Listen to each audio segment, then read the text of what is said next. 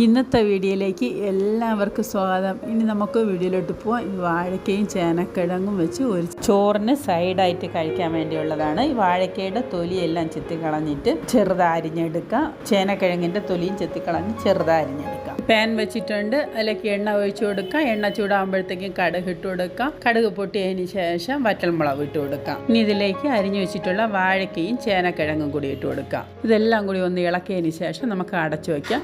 ഇതിൽ വെള്ളം ഒഴിക്കേണ്ട, ഇത് എണ്ണയിൽ തന്നെ ആവിയിലും അങ്ങ് വെന്ത് കിട്ടണം. അടച്ചു വെച്ചതിന് ശേഷം നമ്മൾ അപ്പോഴപ്പോഴാ ഒന്ന് ഇളക്കി കൊടുക്കണം. ഇതിലേക്ക് കുറച്ച് വെളുത്തുള്ളി കീറിയെടുത്തിട്ടുണ്ട്, അതിനെ കൂടി ഇതിലേക്ക് ഇട്ട് കൊടുക്കാം. ആവശ്യത്തിനുള്ള ഉപ്പും കൂടി ഇട്ട് കൊടുക്കാം. മഞ്ഞൾപ്പൊടിയും കൂടി ഇട്ട് കൊടുക്കാം. ഇതെല്ലാം കൂടി ഒന്ന് നമുക്ക് മിക്സ് ചെയ്തെടുക്കാം.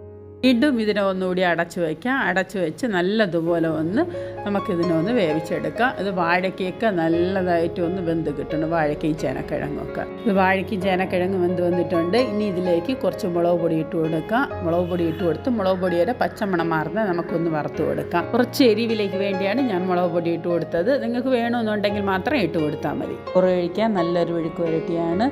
പറ്റുമെന്നുണ്ടെങ്കിൽ ചെയ്ത് നോക്കുക. ഇനി അടുത്ത വീഡിയോയിലോട്ട് കാണാം. Bye bye.